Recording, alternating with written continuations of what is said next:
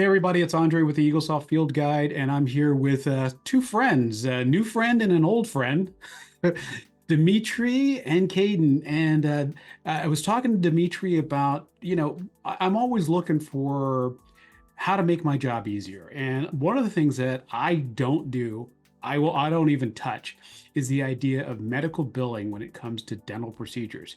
And I was talking to Dimitri about this, and he said, "Hey, let me tell you about something." I said, "No, don't tell me about it. Tell everybody in my Facebook group about it." So I said, let's book a call, and we're going to talk to Caden about a new way to bill to medical dental procedures. So, Caden, I'm glad you're here. Dimitri, good to see you. And It's a pleasure as always. yeah, I call myself like the general contractor in dentistry. People call me all the time. Hey, Andre, what's this? How to do this? And typically, when it comes to dental procedures billed to medical, I just go stop, and I give them a list of names and say, you call this, because I have nothing. I have nothing to add to this conversation other than resources, and you guys are a great resource for me. So, you know, tell me about what you guys do, and let's dig into medical billing for dental. So I'll jump in real quick, and kind of just set the stage. The affordability crisis in dental care, I think, is really reaching epic proportions, right? And if you look at different studies and numbers, it's anywhere between 36 to 48% of people actually cannot afford dental care, right? So the impact is really devastating all across, and we know the impact of oral health on systemic health. Not only that, but there's a greater push for medical dental integration. So we see more and more of them coming under one roof. That's number one. Number two, it's the same thing with dentists and dental offices, right? They have average office probably has over $500,000 in their scheduled treatment plans, right? Why? Because majority of patients have a hard time affording the care.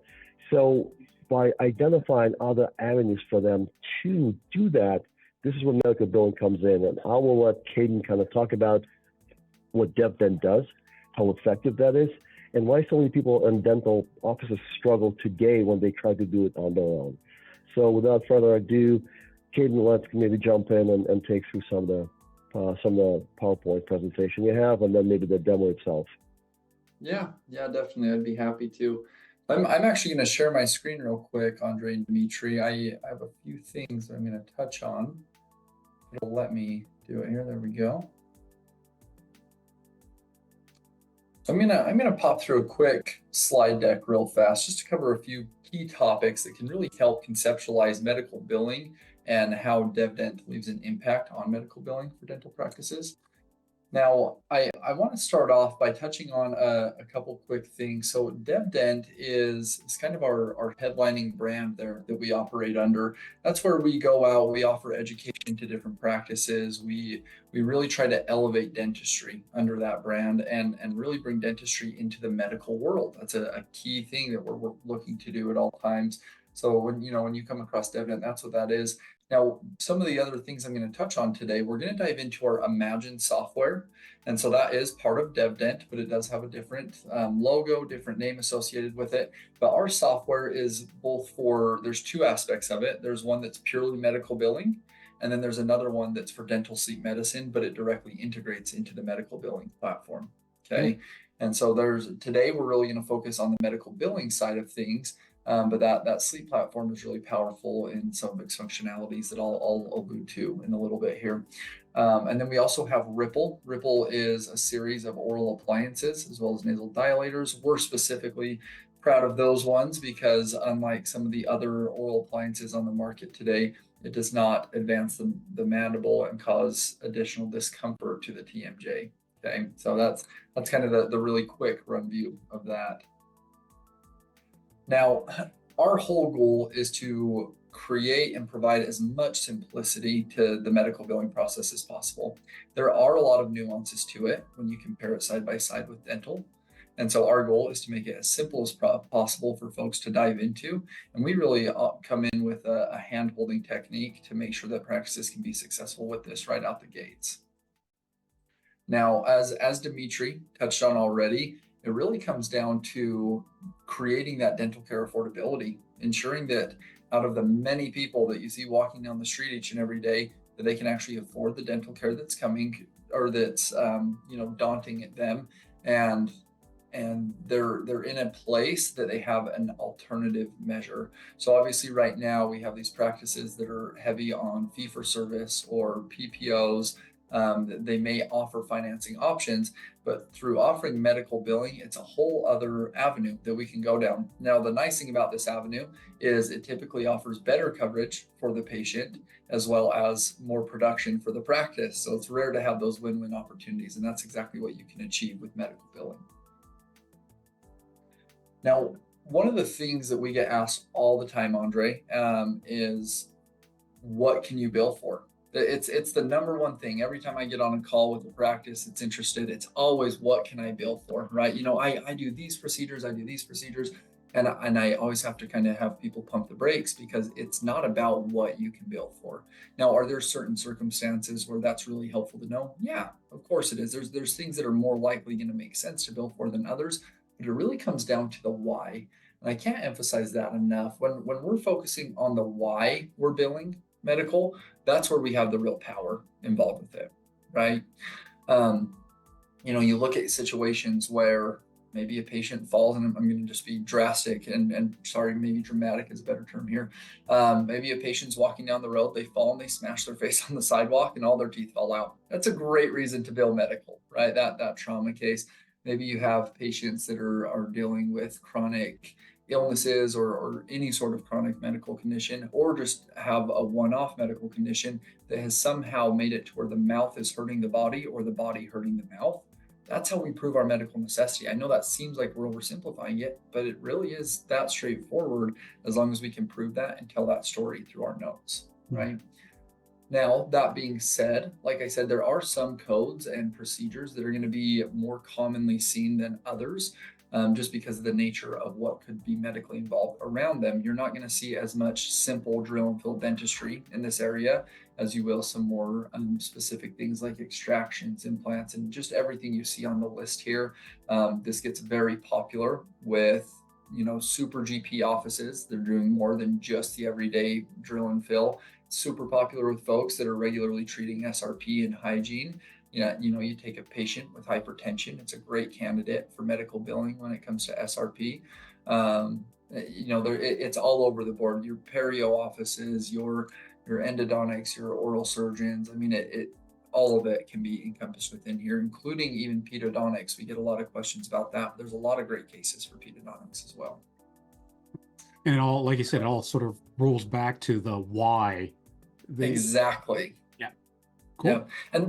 And that's something that I'll touch on in a second, but we never let the practice go solo on trying to establish that why. That's a new mind frame that they typically take on. And that's, before I jump through this slide, I'd say that mindset is one of the biggest things that you have to combat when jumping into the medical world.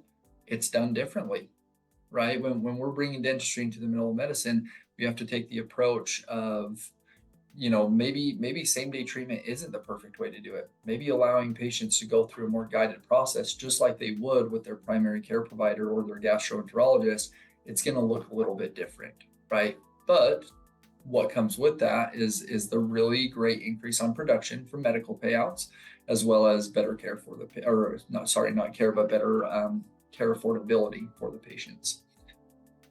Now, I know this is really small. I apologize for that, Andre, but we have a couple EOB examples here. So I'll just walk through them really quickly because I want to show the power of what can happen with medical that you will never see come through on a dental PPO, right? So in this circumstance, and I'm reading directly off of this true EOB. Of course, we've scrubbed patient data off the top here. But this patient, there's two codes associated with it that allowed it to prove medical necessity. So the first one was partial loss of teeth due to trauma, and the supporting code in that was that they fell into a shower or empty bathtub. And so that's all we needed to know. And we know that there was a lot of damage done to the mouth. So it was a partial reconstruction completed for this case. And they billed just shy of $35,000. That's the number you can see across the top. The insurance came back and said, hey, everything that you billed for, we're going to allow. Could you imagine if you billed $35,000 to dental and they said, sure, we're cool with all $35,000? Yeah. It's not going to happen, right? And so what the real beauty of this is, I don't know if the patient had already hit their deductible or what their personal situation was with their insurance, But the patient responsibility on this, if you can see it really small down there, is $0. Wow. It's Talk amazing. about Hey, Kaden, can I jump? Yeah. Can I jump in for 1 second? Another thing to add is Kaden just mentioned that medical also has limitations, and maybe it'll pay out 70 to 90%. But on a large procedure like that, it's still a lot more palatable to finance and use things like care credit, right, to finance the balance of the treatment versus paying out full boat out of pocket. And that's why choosing various financial services to help you afford the care, especially if you have a treatment plan coordinator, is extremely helpful to explain to patient how the care becomes a lot more affordable via medical billing. Thanks, Kaden. Yeah, definitely. And I'm glad you mentioned that, Dimitri. That actually leads us right into the second EOB right here, where that is a circumstance that you're going to run into, right? Where you're not always going to have these grand sum cases where insurance just says, beautiful day, we're going to cover everything. Is it incredible when that happens for case acceptance and just overall well-being for the patient? Yes, it's wonderful when that happens. But there are going to be other circumstances. Like in this one right here, this was a much larger case.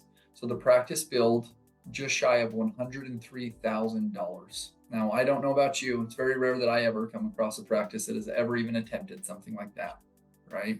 So they billed $103,000 for the case and for all their codes that they put in. Now, the insurance came back and they said, for the health plan responsibility for our portion, we're going to pay $91,000 of that. Now, the reason they did that is, to Dimitri's point, there's still going to be a patient portion typically. It's rare that you're going to hit these $0 ones. It does happen depending on where they're at in their plan, time of year, things of that nature. But in this situation, the patient came back and they came back and said that the patient was responsible for about $12,000 of that. Now, that's going to be a combination of their deductible as well as their co-insurance. And so those two will typically make up the patient portion. But talk about just a beautiful world where we can say, hey, this is a $103,000 case. Is $12,000 a lot of money? Yes, it is. But I'd much rather pay $12,000 instead of $103,000, right? Sure. And that's where we're offering these new incredible solutions in the dental world. And it won't even always be perfect like this. You're going to have one-off cases. Insurance is still insurance. That's one thing that I don't want to sugarcoat and put out any false ideas with. You're going to have denials come through. Now, of course, we help appeal all of those denials, but it's going to happen. You're going to have some difficult cases that are a little bit harder to prove the necessity. So it's a matter of really following the coaching, hearing us out on the best tactics and ways to do it. And we really help the practice with that on the back end. And it offers something else, right? So it allows practice to re-engage patients that's already in a practice management software. It also will drive referrals. It's also allow practice to differentiate themselves, saying that we actually take medical insurance. So, and we really think it's the way forward. I think people will be seeking out dental care providers who actually take medical insurance, as awareness, I think, becomes greater and greater.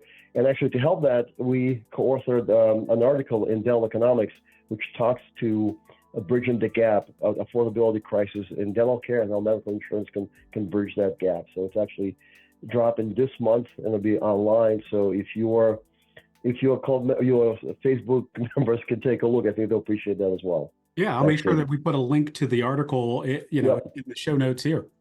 That's awesome. Absolutely, thank you. Yeah. And I won't go as deep into these ones, but I did want to show, especially where we do have such a passion and a solid solution for dental sleep medicine. These are a couple EOBs on oral appliances, where you can see that, you're looking upwards of $3,000 on this one, right around the $4,500 mark on this one. And the best part about it is the patient portion on this, they just had a $40 copay on this one, and there was no patient portion on this one. Again, that's something that it just depends on where you're at in the States, what carriers you're dealing with, and you're going to have some that are better to work with, some that are more difficult. There's some really great opportunities for the TRICARE patients that you see when it comes to billing on oral appliances like this.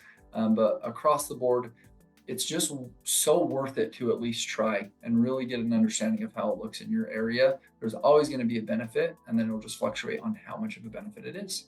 Yeah. And one thing, and this is really why I wanted to talk to you guys, is, this is not the dentist trying it. This is you guys helping the dentist try it. So it's a whole different. I mean, this is this is not like jumping on the ice and hitting a puck across the across the ice. This is you guys are going to hold the stick for them. It's Exactly. a great point, Andre. What's really interesting is that American Dental Association and Health Policy Institute did a survey asking how many dentists have actually tried medical. So 1 in 5 that they tried, 65% said too difficult, too complicated. We don't know what to do. We don't think we're going to get paid. So the point being, what Kaden was alluding to earlier, it is about also using a system, using an organization that actually help you with this process and kind of help you understand what billing's all about, identify medical necessity, actually choosing the right soap notes. So all that goes into support that DevDent provides. Yeah. Awesome. And that actually leads us very nicely, Andre. Thank you for that. Right into this next slide here, because that you're exactly right that we don't expect anyone to do it on their own. We want to be there to help them hold the stick, as you had said, and make sure that we can truly score on this process. And so I'm about to dive in and show you a couple features of the software and what that's all about. But one thing I really want to touch on is it's so much more than just software. I mean, the people we have built into this organization, just phenomenal people, very smart individuals that have put a lot of time and effort into doing this. Our founder and CEO, Dr. Joe Magnus, his first time ever putting a case through, I believe, was back in 2006. He had a trauma case he put through, realized that it worked and it was possible. Since that day, of course, he became completely obsessed and infatuated with the idea and did not let it go until he was able to find a way to make it successful. We have other significant billing coaches and guides in the process, like our own Lori Owens, who is just brilliant. We have Miss Kim Pajak, who is the head of our medical billing team. They've been doing this for years and years and years, and they really create a powerful success team here. And so that's where, right off the bat, we offer a full 8-week implementation process where we are very, very hands-on with that exact idea that you just discussed. After that 8 weeks is up, it's not like we're abandoning any practices. We continue to offer ongoing coaching moving forward. During those first 8 weeks and thereafter, but mainly during the first 8 weeks, we're going to go deep into claims assistance and SOAP note audits. We're going to make sure, hey, we saw that you put these codes in on the case. Let's take a look at your clinical notes. Do they match up? That's typically where we see some hardships that come through. Is folks will code a case and their notes say the complete opposite thing. Yep. Well, that does not work, right? So we're going to help with all of that and make sure that it makes sense. A lot of dentists have attempted or tried to do SOAP note formats, and maybe they feel good about it, but we might have additional coaching to offer because of our expertise in the area, right? We, of course, have in-house support. There's many ways that you can reach your coaches or the medical billers directly. And then we have a vast toolkit of different resources, training videos, encounter forms to make it really simple, things of that nature. Cool. Yeah, I'm seeing where SOAP notes are going to become, progress notes in general are going to be key to everything. Forget just medical billing, but even just filling, your typical, DO composite. If you don't have good SOAP notes, you're going to miss out on something here. Yeah. Well, and the interesting thing, Andre, with you saying that is the ADA has recently come out, and even just to expound on what you were saying, it's not just medical billing. Everything is going to start changing and moving in this direction. Yep. And so from my point of view, why wouldn't you at least get way higher payouts if you have to do that much work anyways, right? Some of the coding that I'm about to show in the system is going to become a requirement for how things need to be coded in practices. Some states have already started to enforce this, and it's something that it's going to happen regardless. So get the higher payouts, get the better coverage for your patient's sake, right? Katie made an interesting point, Andre, especially on what you get paid on. So let's take into consideration a CBCT scan, right? A lot of dentists, for the most part, don't even submit that. They're doing implantology or other things. Where in reality, when you submit to medical, they pay out on the average $305 per scan. So just think of those numbers, and the impact it has on practice profitability is also quite critical and impressive. Definitely. Yeah. Yeah, to that point, I share how much, Dimitri, or how often I get on the phone with the practice and they are writing off all of their CTs, and knowing that they could be getting $330 a pop for each of those that come through, it makes me sad for them, especially because it's imagery is almost always covered on patient policies. It's one of those things that it's ready to go. And I spoke with one practice, probably last week sometime, and they were doing over 10 per day. And they had anywhere from 16 to 20 work days per month.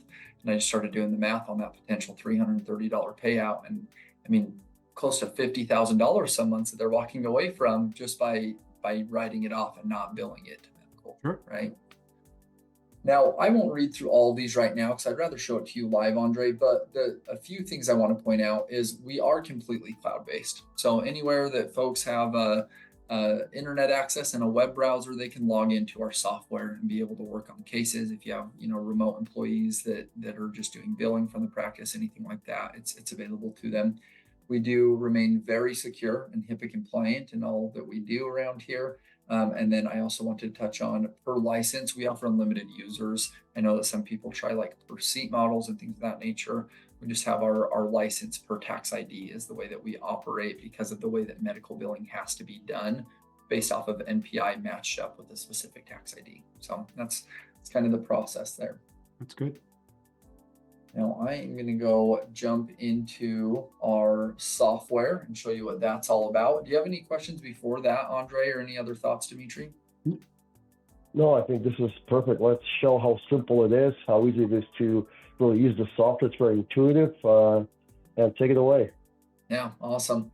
Well, one thing I want to touch on right off the bat here as we jump in and view the software is the last thing we want you to worry about is learning a software. So we've made it incredibly easy. You could probably play around in here for 10 to 15 minutes and figure it out all on your own if you really needed to, because it's very intuitive. Everything in the system is very, top to bottom, left to right. You just follow the flow in here, and I'll show you what that looks like. But those 8 weeks of training, very minimal of that is going to be software training because we've made this part so simple. So you're going to start by putting in the patient's name, birth date, cell phone, or primary phone number, street address, and gender. So 6 quick points that you need to touch on there.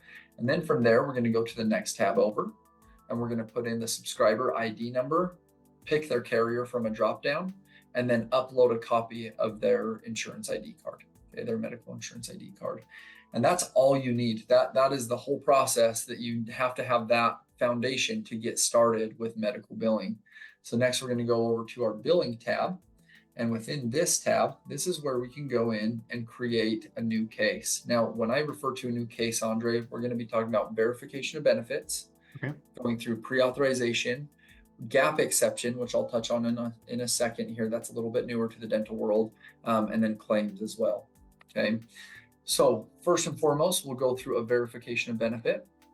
Now, I really want to highlight that everything I'm about to do on this screen just gets repeated with some simplicity. There's a little bit more ease, but it's the same process, whether you're doing a VOB, pre-auth, claim, whatever it may be, it all looks the same on this side, okay? And so we're going to start by selecting the insurance. We'll have the location, if you have a multi-location practice, as well as the provider name, whoever it may be. Then you're going to hit this little plus sign. And this is where a lot of folks just love what we do. For a lot of people, when they try to code for a case, a lot of times it's going to come down to buying like a $400 manual that's 800 pages long, and they're flipping back and forth looking for codes that might work, or they're online Googling it. There's only so much reliability on that. So we've done extensive research, and we've built up some powerful formulas in our software where we can throw in, let's say, an implant. We're going to make sure that the practice selects to encourage the correct answer for what they're looking for there. And then you can see how quickly those medical codes popped up. It's just lightning fast, straightforward. We just have to pick the one that's most realistic to the case that we're working on.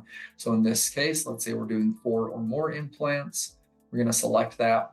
And then of course, the diagnosis codes are going to come into play. They're optional on the VOB level, but they are required on every step after the VOB. So I always just, prefer to have practices put them in up front.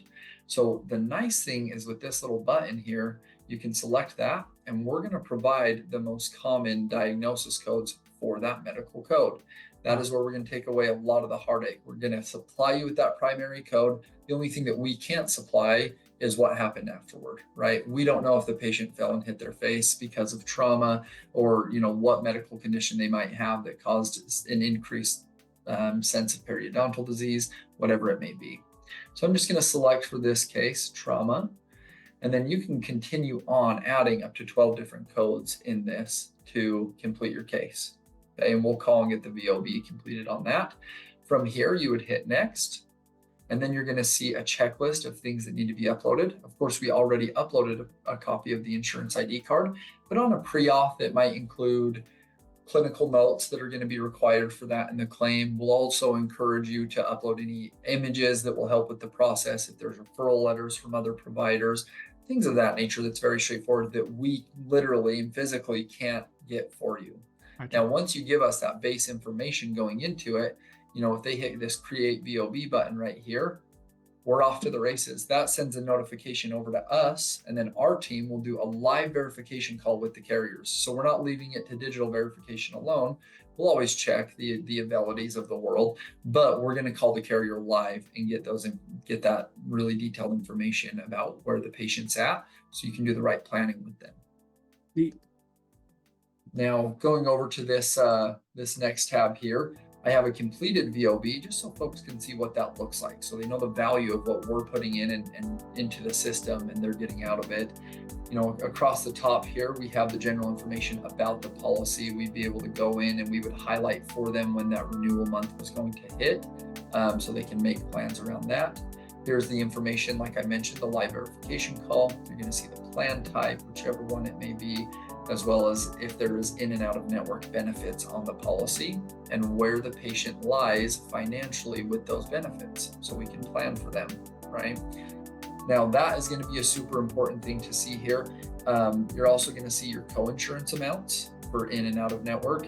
And I dare say the most important thing we can find on this page that a lot of dental practices that have attempted medical billing are missing is whether a pre-auth is required or not. Wow. A lot of folks will just say, hey, as a courtesy, we're going to try to do medical billing. This is what we're going to throw it through with, and they'll just send the claim, but they won't find out if pre-auth is required or not. And then at that point, it's too late. They're going to get denied for no pre-auth. That's something that just can't be appealed, unfortunately. So it's so important to do the VOB ahead of time. If pre-auth is required, always do that. If it's not required, you can move on with the claim. From there, real quick, and just real, and the beauty of this is that we are doing all these things for the offices. So front office is not calling; it is all DevDent that does the verification of benefits, pre-authorization, submitting claim adjudication. That's a huge part of the service that we offer. Yeah, 100%. And that's what's nice about like this form that you see here. The practice just sent us that little thing that said, hey, these are the codes and this is the insurance ID card. We went in on the back end to fill all this out for them. They just have to read it off and plan with the patient. And we also offer training to them. That's part of our training process, is how to treatment plan with medical billing and how that might look different than their current process. Cool. As promised, I said I was going to touch on gap exception. Earlier I said, this is newer to the dental world. It's even newer to the medical world in a sense, because gap exception, let me explain what that means real quick. Gap exception comes about when you have a patient that comes to the practice, you're going to do a procedure on them, and you can actually be granted in-network benefits if there's not another provider that can cover that specific procedure that's already in network with their insurance within a certain mileage radius of their home. Wow. So if it makes it to where you can grant the patient these in-network benefits that you see up top here, and this in-network co-insurance amount without the provider going in-network. And we want to take advantage of that as long as we can. It's a matter of time until you have heavy amounts of dental professionals starting to be allowed into dental or into medical networks. Right now, it's really hard to be credentialed as an in-network provider. So we do a credentialing process for out-of-network typically. And we want to bank off of this gap exception rule as often as possible. That's why I say it's not even very common in the medical world. Because today what you see is so many of them in-network, they don't even have to deal with gap exception, right? But yeah, I mean, this just gives a taste of of how we operate. We want it to be as detailed and simple as possible. All of these things should be very simple to follow, to read off. And then you have your action items at the bottom. I mean, it looks like this through every step of the case and the process. So this is what a pre-auth looks like, and it's very straightforward. You would send us over a request for pre-auth. It looks just like that first screen I showed when we filled out the VOB. And from there, we're going to tell you, is pre-auth approved after we submitted? Yes. Is gap exception approved? Yes or no, right? We're just going to have it all highlighted here for you. And one of the nice things about that is at the top here on each and every case that you go through, you're going to have a direct messaging tab where you can message back and forth with your coach as well as the medical billers themselves that are working on that case. Nice. So we want it to be as inclusive and powerful as possible. Yeah. Hey, So Caden. the next step is just to really just either submit the claim. Well, you did either pre-authorization or submission. Exactly. Yep. And at that point in time, it's as simple as hitting claim. And the nice thing about it, Andre, is we want to reduce as much duplication as possible. So if I had this pre-auth ready to go and I'm ready to move it to a claim, I would still go and hit that claim button in that little four case type chart that I went into originally. But this is automatically going to pop up. So if you had 12 different procedural codes, that'll automatically pop up, and you can deselect any ones you don't want to move forward with for the claim, right? So it just creates a flow that makes it really simple for the practice to follow. Nice. Hey, Caden, on the average, how long does it take to get the claim paid out? Yeah, great question. So typically you're looking at 30 to 45 days. Now we'll of course submit the claim right off the bat. And I'll actually touch on the other two as well, Dimitri. So a VOB, verification of benefits, that's what you're going to do every time right off the bat, hopefully. That's going to be 1 to 2 business days. We'll always get to it as quick as we possibly can. Worst case scenario, you're at about two business days to get that information back on that page I showed you.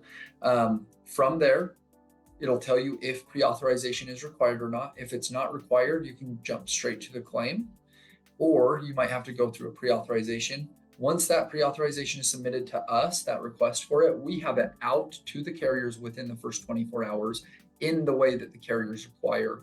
And I say that specifically, meaning that some folks will try and send claims and pre-auths off to their carriers, and they have a certain requirement of how you submit it, which we've kind of mastered. It's almost like dealing with the IRS. They don't tell you the right way to do it. You just have to follow their protocol, right? So luckily we've documented that process and mastered it. So whether it's electronic, fax, literally a letter format, a printed letter mailed format, we have that down with each of them. So we submit that within 24 hours of receiving it. And then it takes 10 to 14 business days to get that pre-auth back. And then of course, like I mentioned, 30 to 45 days from the time the claim gets submitted till payment, typically. Cool. Yeah. I mean, that's a lot of what I wanted to show in the software today, Andre, just to go over. What questions do you have, or any thoughts from either of you? Well, my thought is, this is exactly what I've been looking for, something where I can, and from a Eaglesoft practice management standpoint, what the practice would be generating would just be a medical claim form, a CMS 1500. How would they get the information to you other than just going onto the website and typing in the information? Yeah, so I mean, all that we would need actually is, like I said, we would already have an uploaded copy of the insurance ID card, and then we would ask for their clinical notes. Okay. And they're going to be the ones putting in the code. Once we get the clinical notes, it's up to them. So if you look at these red X's here, that just means that there's nothing uploaded. That's not a required field. The only things required is the insurance card and the clinical notes. From there, it's up to the practice, and we can offer coaching on this. They can always reach out and say, hey, do I need to supply images, or whatever the case may be. But this is just a reminder, hey, did you have any radiographs for this case? Do you have a referral letter from another physician? Do you have an accident report? Whatever it may be is going to be here as a reminder, but it's not like that's required. We just have to have that insurance card and the clinical notes. Awesome. Well, that makes my life a whole lot easier. Yeah, exactly. Yeah. That's the goal. Well, this is awesome, guys. Just go ahead. Yeah, I was just saying real quick, Andre. What's interesting, that average practice with us bills it close to $18,000 a month that they get on medical billing, right? As they get more and more comfortable, they want that billing more and more. So what does it tell us? It tells us that more patients gain access to care, which is critical for every clinician, certainly for patients. And again, practice become more profitable and they're certainly more engaged with the patients. So overall, it's really a win-win. So to me, and I think to team at DevDent, we think this is an incredible solution, and we try to just raise awareness and let people know there's options out there that they need to consider. Yeah. Well, I'm going to encourage everybody in my Facebook group to, to take a look and dig in, because, I have a lot of offices who are doing all-on cases, a lot of people who are doing third molar extractions, obviously a whole lot of perio offices that I work with. So I'm going to encourage them to hit the link in the below this video and come out and take a look and see how it might fit into their practice. It doesn't have to be every procedure, but there are a whole lot of cases. 10%. I just looked at this a couple of days ago. 10% of Americans have diabetes, so 10% of your patient population does. So if you're seeing bleeding on probing, there could be some indications there. So this is a good option just to talk about it and dig deeper. So I really appreciate you guys doing this for me.